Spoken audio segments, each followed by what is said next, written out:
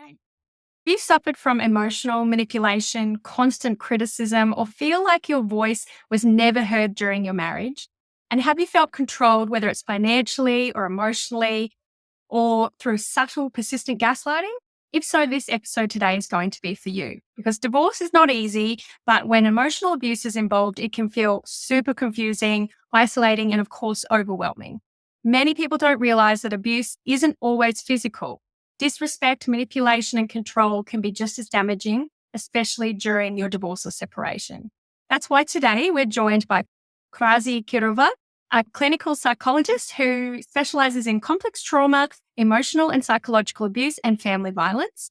With extensive training in trauma-informed approaches, Krasi has worked with the Monash University Health Services, co-facilitated trauma groups in a psychiatric hospital, and is currently running the Understanding Emotional Abuse in Relationships workshop for women. She brings a wealth of knowledge to help us understand the 3Ds of emotional abuse and how these behaviors can show up in divorce.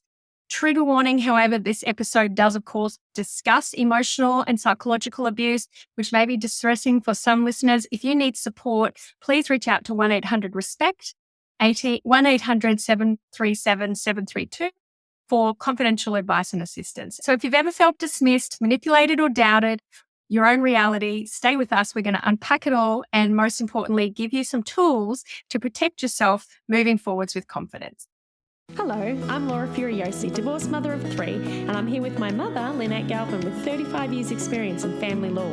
You're listening to the Divorce Course podcast. Through our candid discussions, we hope to help you through your divorce or de facto separation. We will be answering the most commonly asked questions and covering the stages and steps that you will face on your way to freedom.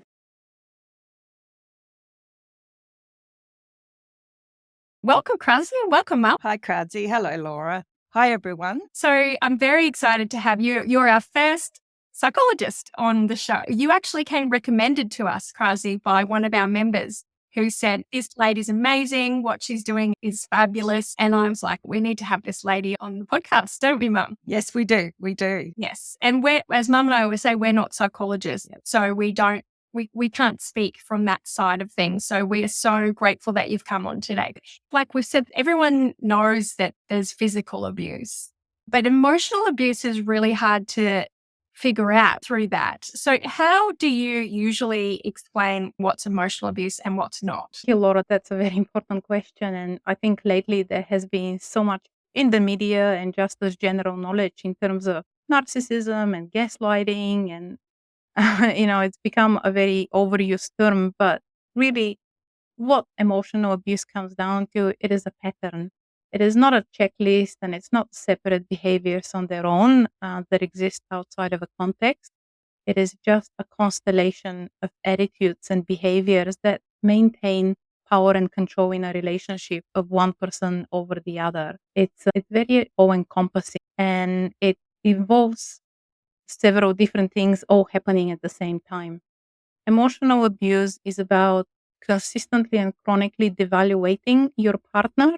It's also about distorting consistently again the reality and what they're saying and believing. It is also a lack of consistent empathy and reciprocity in the relationship, and its attempt to stifle the autonomy of your partner. So all of these things together, they constitute emotional abuse. And every once in a while, it's interspersed also with good behavior, with kindness, with some generosity. And even those good moments and good behaviors, they're still part of the pattern of what emotional abuse is. And I guess it is hard for people when they're in it to see. It is exactly because of all the distortion and the twisted narrative that it involves. There's so much blame shifting. There is so much, I'm the victim and you're the one who's making me feel bad. You're the problem. There's something wrong with you. You're not good enough. I wouldn't be doing this if you didn't make me do it. And so over time, it really starts chipping away at a woman's confidence. It really starts eroding your sense of self and your perspective. I heard a very good term used about emotional abuse, and that was calling it identity theft. It's really that idea that it over time robs you of perspective. It robs you of who you are as a person, where you just become incapable of having any trust in your own judgment And that's what keeps you subdued for such a long time. Yeah, you keep trapped in that relationship. Yes, I've exactly. never heard anyone call it that kind of constellation of behaviours Yeah, and identity theft, but doesn't that just say it all? That just say it all. Yeah. Great. And of course, I guess the woman is waiting for the nice person to come back, for the good behaviour to come back. exactly. And that's why even the good parts in these relationships are part of the pattern. They're not the partner changing or them really wanting to do things differently. They are just another way of maintaining control in the relationship by giving just a little crumb of hope that it could be different, or that sense that maybe I am not doing enough. Maybe I am really the problem because look, he can be a nice person. He can do good things. So even the good parts are part of the pattern of emotionally abusive relationships. So, Mum, can I ask you this question then? If someone listens to this, and we're going to talk about the 3Ds and identifying it, but if someone realizes that they've been suffering emotional abuse through the marriage and they're now going through divorce, does telling anyone about this in the legal world, in property or children's matters, does it matter? Does it matter? Well, it does. The strict letter of the law, it matters. So it's mattering now for children because the court is recognising coercive control as a form of family violence. It's in the definitions now. And if there's family violence, then a court needs to consider that when they're considering a child's best interests. So in parenting, it really matters.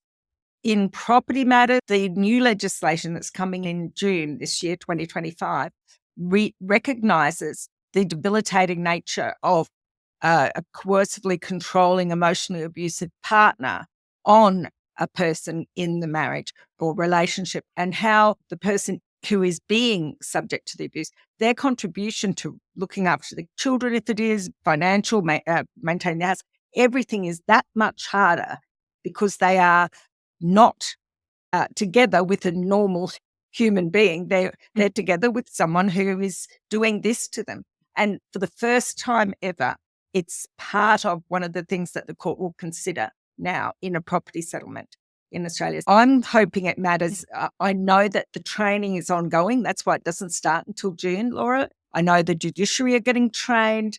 The lawyers are all training up and learning to recognise, because a lot of the time it's completely alien to them, completely foreign to them. And so hopefully our listeners, when they go to the solicitor and mention coercive control and the emotional abuse, or even just he threw all my clothes out when we got married and made me buy new stuff that wasn't my style, that sort of thing, that's when the lawyer's ears should prick up and begin to explore more. Okay. Yeah. So it is going to matter. So it's important then for listeners to know how to communicate it.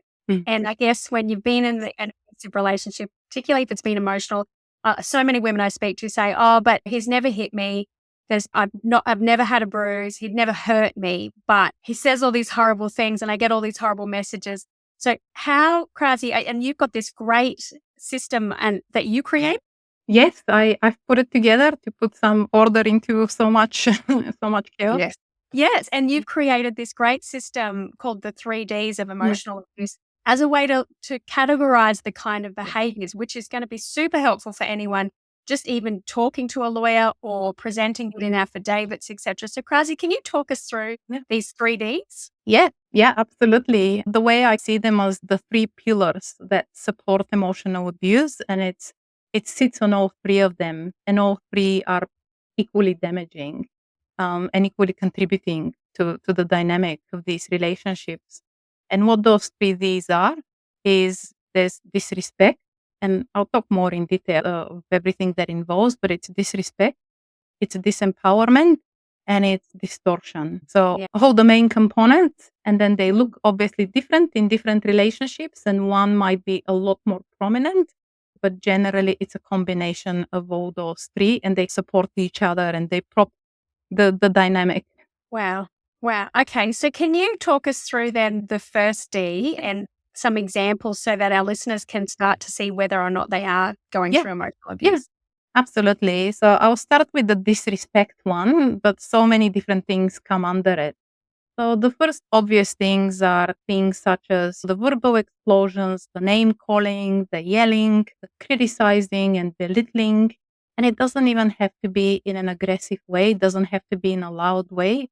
You can put someone down and you can make them feel so small with just a look. It can be little snide comments. It can be the way you talk about them in front of other people as well.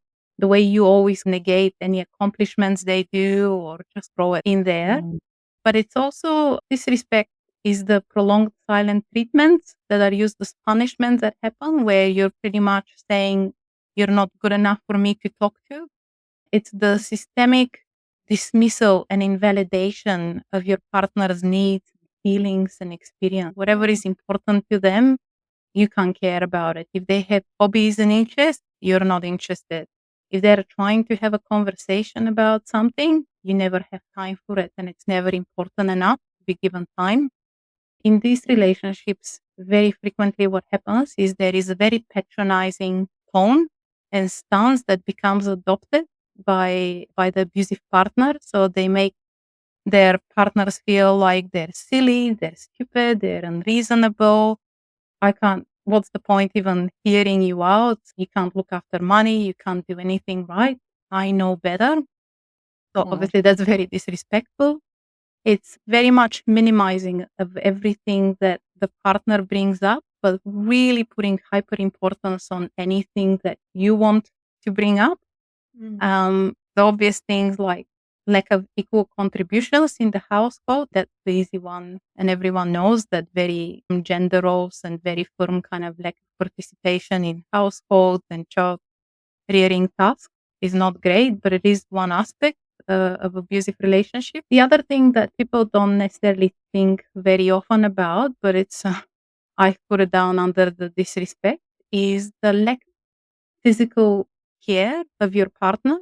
So very frequently what happens is and I'll speak about women because they are generally the victims in these relationships. When, for example, a woman becomes sick or unwell, the partner is nowhere to be found. They won't take her to the hospital. They won't pick her up. They won't actually be helpful in any other way. In fact, they often become even angrier and even more nasty during those times because suddenly someone's not catering to their needs, and that actually makes them angry. So women, they'll be so caring and they'll put all this time to look after their partners. And when they need the reciprocal care, they won't get it. Oh, no. Do you see that kind of disrespect happening with the children as well? Yes, it really depends. Look, it really depends because when a partner sees an extension of themselves in their children, they actually can be quite nice. They want to ally the children to them in devaluing the mother. They won't do it just to make the contrast even bigger in some way. See, I can be nice to someone and you're not worthy of that.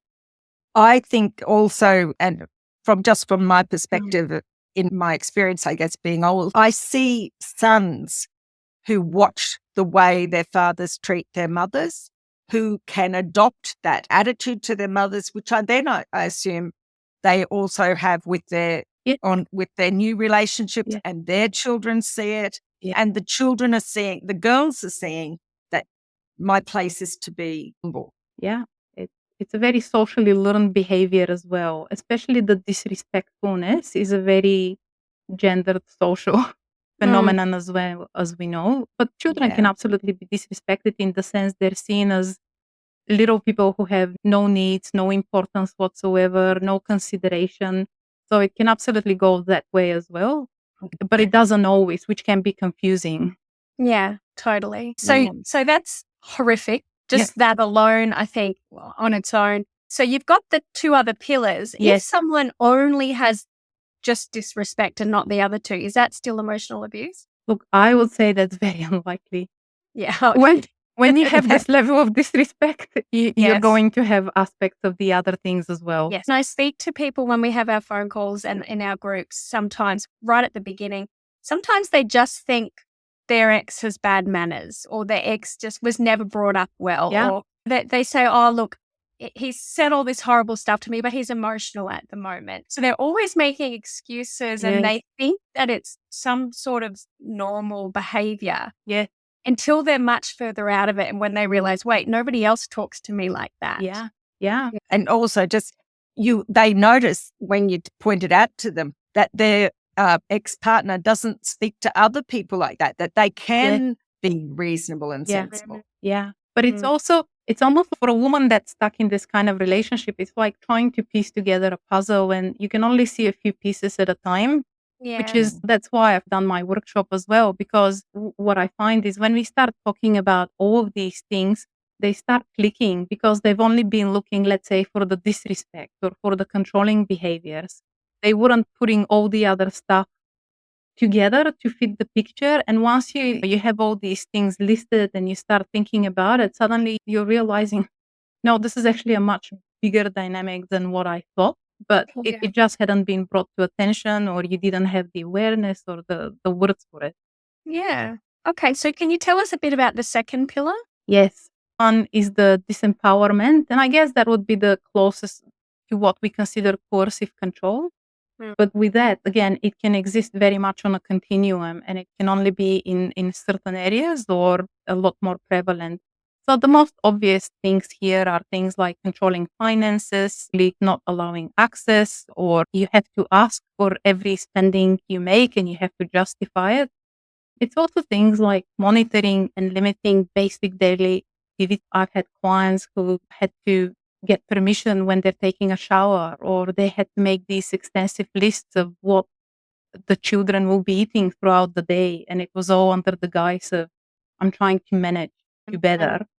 So even things like that. It's also things such as making important joint decisions, but without any input from your partner. That's actually very common. That's one of the hallmarks of emotionally abusive relationships. When it comes to where are we going for a holiday? Are we going to buy a new car?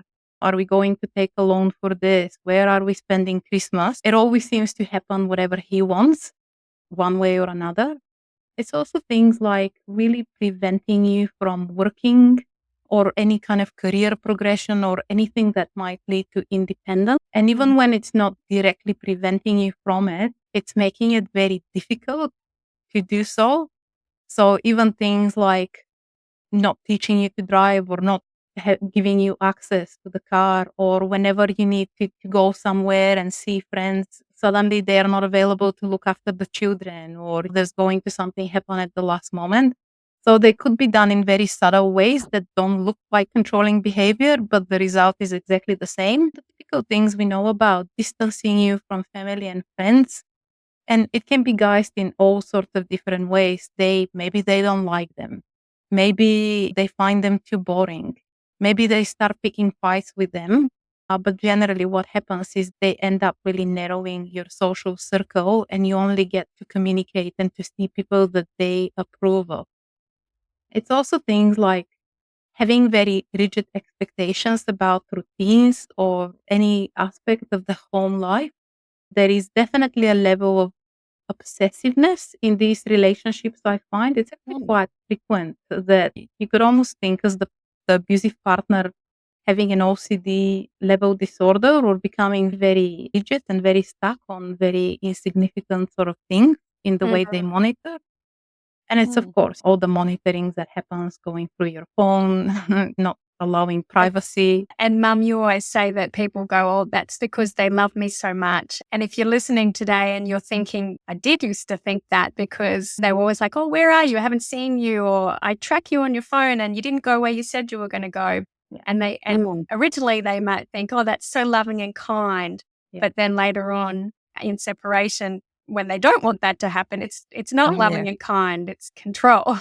Yeah. Yeah. And I've seen cases where a partner will look at the odometer of the speed thing to see how far they've driven in a day. Yeah. And I've also seen a situation where that kind of obsessiveness over where the parties, other family, the wife's, usually the woman's family, express that they don't like your new partner. Yeah. And you go, oh, no wonder. No, of course I wouldn't make you go there for Christmas. They don't like you. And all they're doing is trying to look after you. Yeah. That's parents or the families. Yeah. Yeah. And then another thing they do often is in a separation context, the controlling person will usually try to get to the woman's family first. And if they've managed to put a rift between the woman and her family, yes, they're able to put a spin on it that the woman hasn't, because the woman usually won't complain during a relationship. Well, not only won't complain, she would actively hide it. It's very embarrassing. It carries very negative consequences if people know what's happening. So you're actively trying to hide it. And one other thing I want to add about the disempowerment and the controlling behaviors, quite often they actually become guised as helpful behaviors. And I'll give you some examples. I've had Yes. clients who, for example, one of my clients had food intolerances, and so she had to be on a special diet. And her partner initially created this whole list of supplements she should take, foods she should eat, and it looked like the most helpful, caring behavior.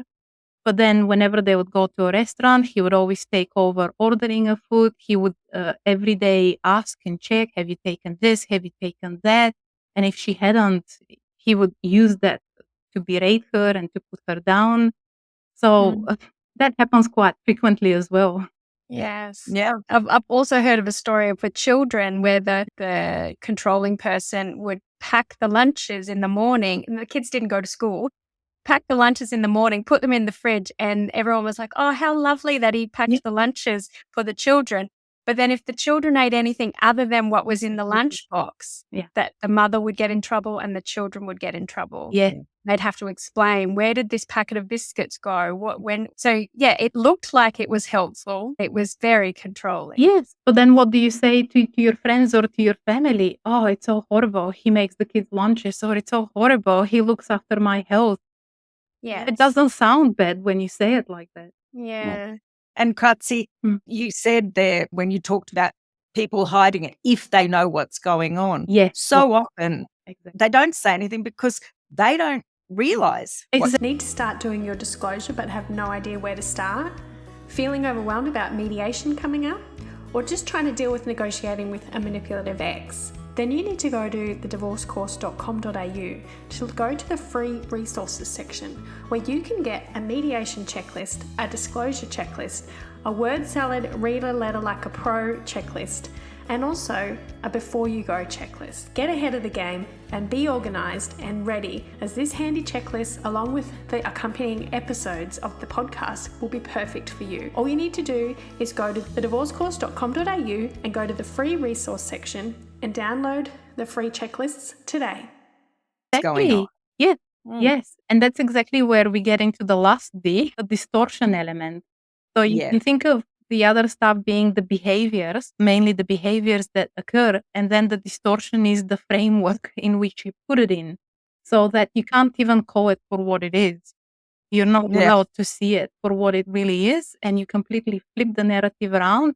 You start blaming the other person for everything. If there is anything that goes wrong, it is always your fault. If you complain, then you're not grateful, you're selfish, you're so and so. There is a really good word in the literature on abusive relationships that is perspecticide. Perspecticide means healing off the perspective, the viewpoint of the other person over time and replacing it with your own. Whoa. And exactly what, And that's exactly what distortion in these relationships is all about. You over time start to define their reality, right? You get to tell them if they're a good person or a not good person, if this is a loving relationship or not, if you've done something wrong or they've done something wrong. You really break them down over time with your arguments and you replace them with your own. And so when we talk about things like gaslighting, I want to make it very clear. Gaslighting is not simply disagreements of opinion, right? Everyone sometimes disagree, they don't see eye to eye. That's fine. That's not gaslighting. What gaslighting is, it's a systematic pattern of generating doubt about your own experiences, perceptions, even memory. And the reason why gaslighting is different is that there is no amount of evidence that will make the other person change their behavior. Because they're not doing it to disagree. They're actually doing it as a way of controlling. The distortion is probably, in some ways, the other behaviors are very damaging and they can be very harmful. But the distortion is what I think keeps women stuck in these relationships, because they find that everything they say, every reaction they have becomes weaponized against them. It gets Yeah. thrown back in their face. If you get angry or upset, you get called an angry person. So often women get called abusers or you're a narcissist, you're so selfish. That's the hallmark of these relationships. I read a judgment yesterday Mm. where it was an appeal, but the trial judge had said that the woman was prone to hysteria. And that's a word And we don't use for the last maybe prone year. to hysteria. Apology. Yep. And therefore they worried about the impact of her hysteria Yes. on the children. Yes.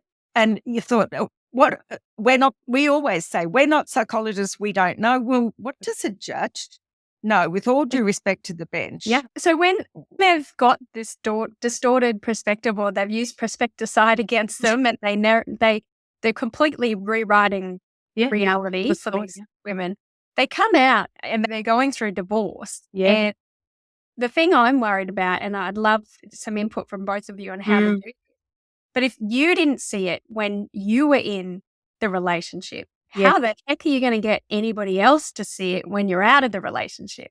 Such a good question, Laura, because it's very hard to show it. Like I say, a lot of the things, if you put them down on paper, they don't actually sound awful. When you say he didn't give me ever a birthday gift, or he used to tell me what supplements to take, who's going to take that seriously? I so often when I work with women and once they've come out of these relationships and we have the conversation of, I feel like I'm making a big deal out of this. I don't know, when people ask me, so what was so bad about this relationship? And they say, I don't know what to tell them. I don't know how to explain it to them. Right? Yeah. Because they're grappling in their own mind with kind of making sense of so many things. And each one on their own doesn't necessarily feel that bad. It's the combination, it's the pattern, it's what it does to you. That's the problem. I think that I see that distortion that you talk about, which is a brilliant way of describing it, lingers long after the end of the relationship. And so and I think another D would be doubt, because they doubt themselves and they're not sure.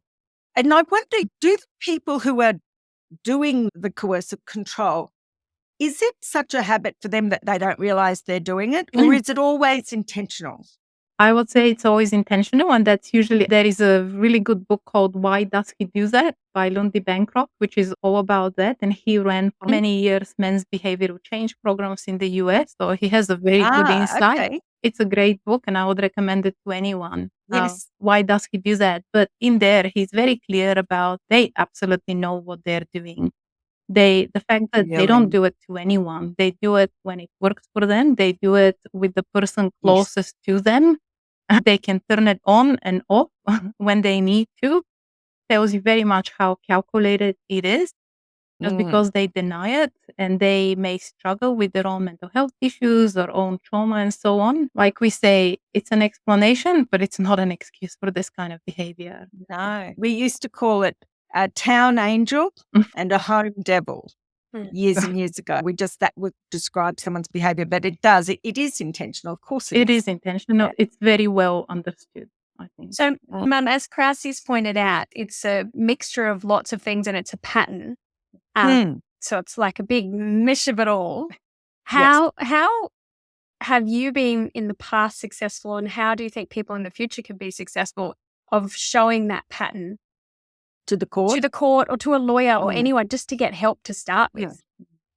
It's amazing when you have a court trial, for instance, and you might be putting all of this evidence before the judge, cross-examine, and I can remember, I can nearly always see the moment that something resonates with them. And it's never been broad brush statements like I was a subject of coercive control or psychological damage. It was more I was standing in the kitchen, I was about to put some potatoes on to boil, and he came past and said, you can't use that saucepan. And those little statements, those little events, and you can't list them all. I know it is a pattern of behavior and it's a list. I would say the way to do it is to mention the behaviors like financial, don't call it control, don't prejudge, and then put some examples of, he would never let me have my money, for instance, and you put a date, roughly Christmas last year, I wasn't allowed to buy any presents, and it made me feel terrible. So you do try and put some time frame on it, say where you were standing, make the story live and how it made you feel. And you should only have to put a couple of examples in each category because we've only got 15 pages. Yes. You know, we can do our whole affidavit in those interim things. So you've got to be careful what you do, but you still have to make it live. So if anyone's like just using a template affidavit, you miss the point and the court can miss the point. So that's how I'd say, Laura. I just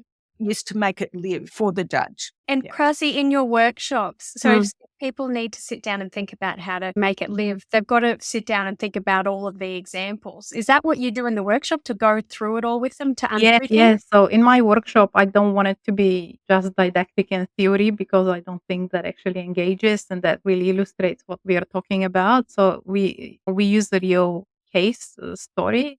And we go through all these examples just to illustrate the extent of it. And obviously we encourage sharing. And so women will say, and it's amazing what can happen because one person says something and another is like, oh my gosh, I know that voice. I have heard exactly the same thing my whole life. And even that already tells you everything. But so it's very example real life based because it needs to be. And I think that in your experience, just tell me, do people remember things bit at a time? Are there some things so deeply buried they don't come up? Lynn, that's a really good question. There is another concept in psychology that really talks about that. And the concept is called betrayal blindness. And it's really that idea, and absolutely anyone is capable of it. It's a protective mechanism of the brain where when something is too dangerous and risky to see, you will just not see it because the cost of seeing it and acting on it is too big.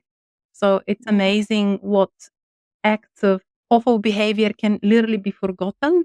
It's not denial. It's not that the person doesn't know and they're in denial of what's happening. It's like the brain just takes it from here and puts it on the side here in a separate category and never goes there until someone literally puts it in front.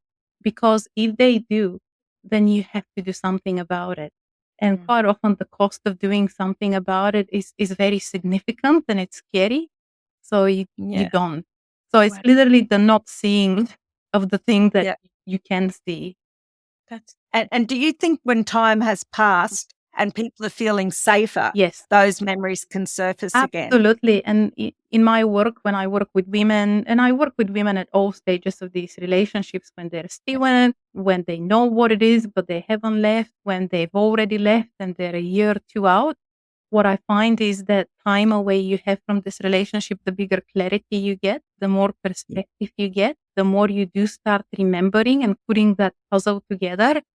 And you start getting angry at that point as well, because you can't afford to be angry while you're still in it very often. And that's when it really hits you, the extent of what happened. But you don't see the full picture usually when you're in it. You just don't. And we do talk about, Mum talks about a pendulum swing from when they've said, oh, no, I don't want to cause any problems. No, my ex is like that. They don't want to engage. They don't want to negotiate. But then they get angry, like you say, when they remember it all and they put it all together and they realize what they've gone through and it swings the other way and they get too angry. And that can really affect their case if they go too far aggressive because then they look like the person who's caused the problems. So it's a horrible swing. Now, I'm very mindful of the time because we're close to the end, but I want to ask this question, Krasi. I know a lot of people who may be listening to this might not have left yet. They may be living under one roof. And there's a new trend that's going around where their ex says, let's go to therapy. Let's go to family therapy.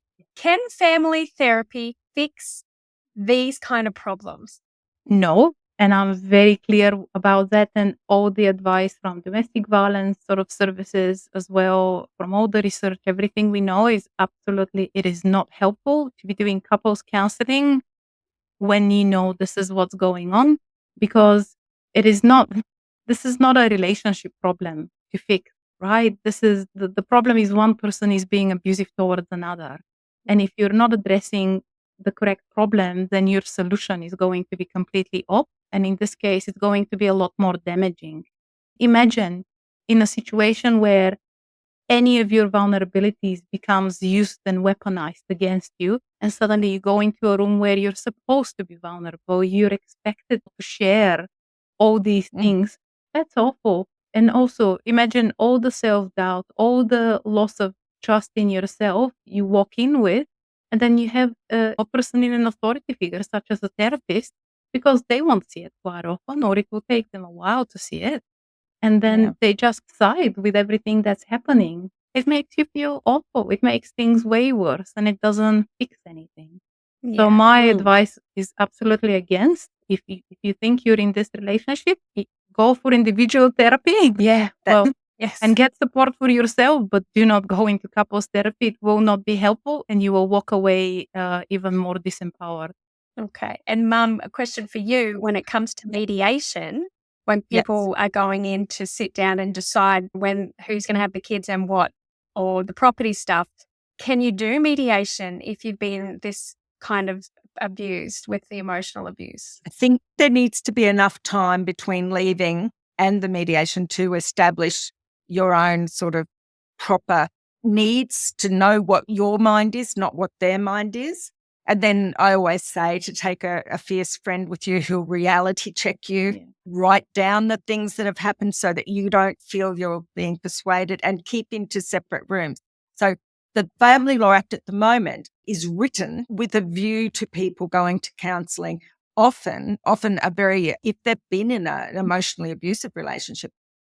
We've heard of people, haven't we, Laura? They split up on the weekend and the person's already booked family therapy or mediation for Thursday, and trying to get them on their vulnerable spots. But I think we have to accept that the court expects mediation to happen, and it's not correlated to a person's healing. Yeah. But maybe they could say, hey, we've just broken up. Can I have a couple of weeks? Would that be reasonable? Oh, too right. Yeah. Absolutely. No one's going to criticise anyone for that. Okay.